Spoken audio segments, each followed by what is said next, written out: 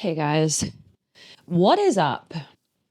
It is Agnes. It is a woolen jumper, Agnes. Okay, enough about me. I'm really going to try and keep this video brief because I've done a couple of longer ones recently, so I'm just going to make this bite-sized, okay? How we feel about what we feel is incredibly important. And I have this conversation time and time and time again with clients. I have this conversation with myself often. So when I was doing my mindfulness teacher training, oh man, is my camera really squint? I said this wouldn't be rambly. Also, I have a pretty intense light on my face because today it's so gloomy here. It's really, really gloomy. Also, you can see the wind blowing the trees outside, but it's kind of nice. They spoke about this like phenomenon as the double arrow in my mindfulness teacher training.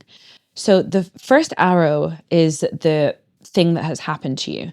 So I've been reflecting a lot on my time in Denmark. And I mean, I knew that this was happening at the time, but it's just really, really relevant to this lesson. And so I've been thinking about it more because I knew I was going to film this video.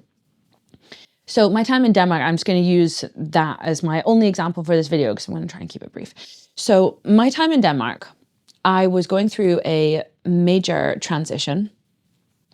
Kind of my first time in so many years, like over 10 years, not doing any kind of nursing. It's a big part of my identity.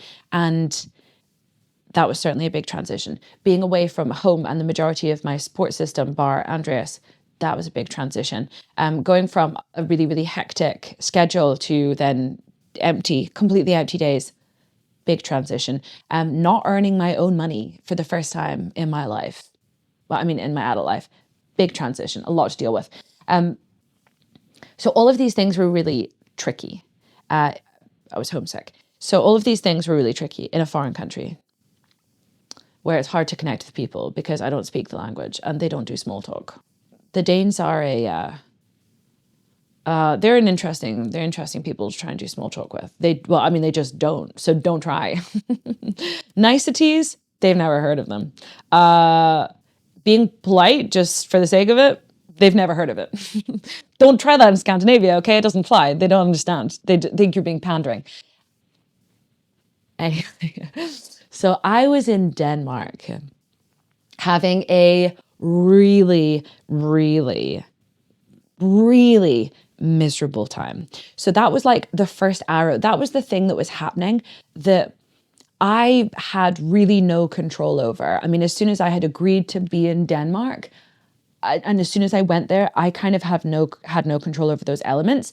But the second arrow, which is the far more painful part of the situation, the second arrow, which is the unnecessary part that we have a choice over, is the story that I was telling myself. So I was telling myself a story that because I was in Denmark, which is like one of, in my opinion, like the coolest countries, because I was in Denmark, I should have been having an amazing time. So our second arrow is often where we will see the shoulds. That's where we just should all over ourselves. It's where we find judgment of ourselves, criticism of ourselves, that things aren't different, thinking about all the things that we should be doing. That's kind of the area in which we are really, really hard on ourselves. So in my story, the narrative that I was telling myself was that I was completely wasting the opportunity of being in Denmark because I was just at home being sad. That I was, and this is a really strong word, but this is the word I was using in my head, is that I was a loser for not having a better time. That I was pretty pathetic for being that homesick. That I was absolutely wasting the opportunity of having empty days where I didn't have to do anything. And that I was just incredibly ungrateful for being sad, even though I wasn't working. And my lifestyle is paid for. And I was in a cool country. That I was really really, really wasteful and ungrateful for not being happier with the situation I was in. And now all of that, I'm sure you're probably thinking, that's really harsh. It was harsh. And also just so unnecessary. So unnecessary. Like me being homesick and sad and just dealing with a lot of like being in this major transition, that was difficult enough as it was. That was enough for me to deal with without just kind of like troweling on this huge amount of judgment towards myself and just being hypercritical. When actually, honestly, my mood was really low. I've been there before. It astounds me that I still don't know how to deal with it. When I'm sad, like when my mood's low and I'm feeling quite depressed and quite anxious, if I am kind to myself, I will get through it so much quicker and with much less friction. But if I am just horrible to myself in the process, then obviously it draws it out. Obviously I would come out of that situation, but it would take a lot longer to come out of it. And I would come out of it feeling probably really bad about myself. And it's just incredibly unhelpful. And so with that like second arrow of the bad thing that we're doing to ourselves, it's not the thing that's happening. It is answering the question of like, how do I feel about what I feel? So what I felt was sad. How I felt about feeling sad was to hate myself for feeling sad.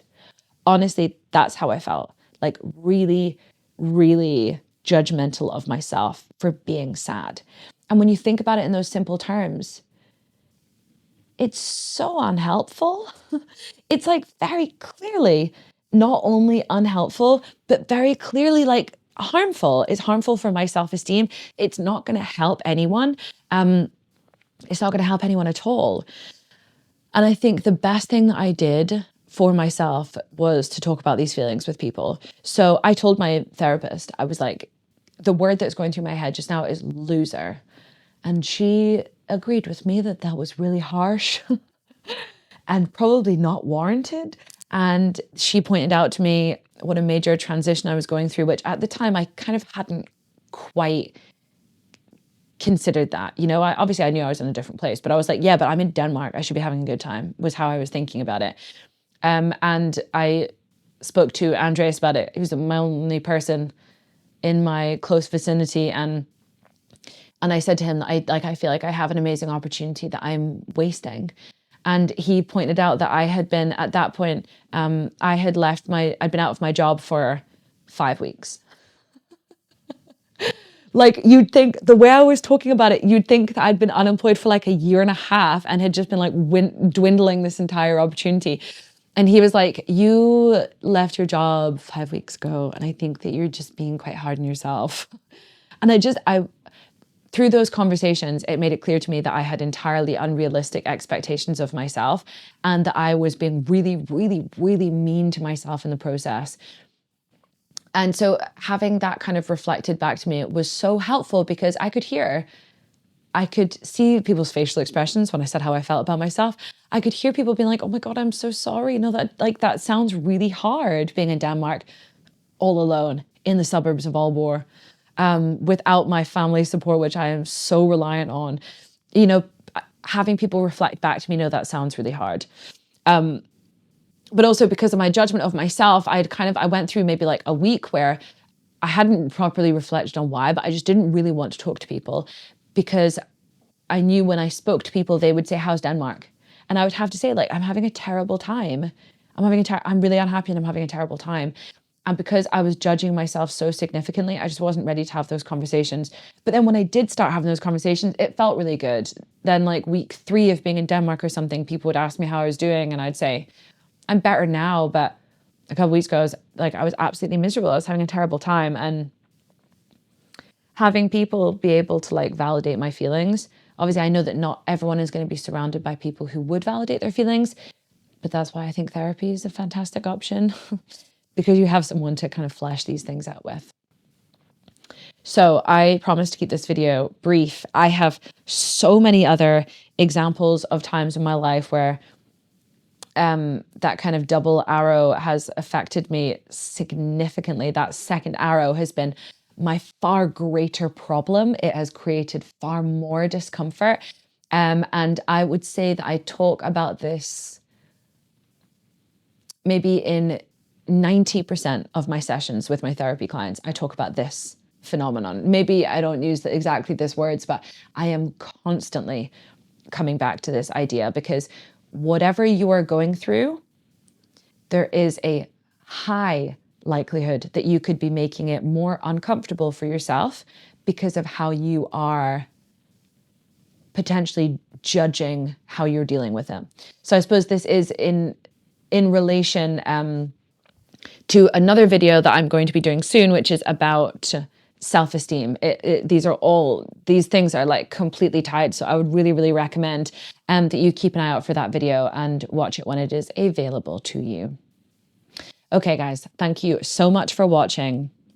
I hope all of this made sense, and please let me know if this resonated with you. Please let me know if you think this is going to be helpful to you, or if it made no sense at all, and I will absolutely revisit the topic, because to be honest, I'm not entirely clear on what I've said up until this point.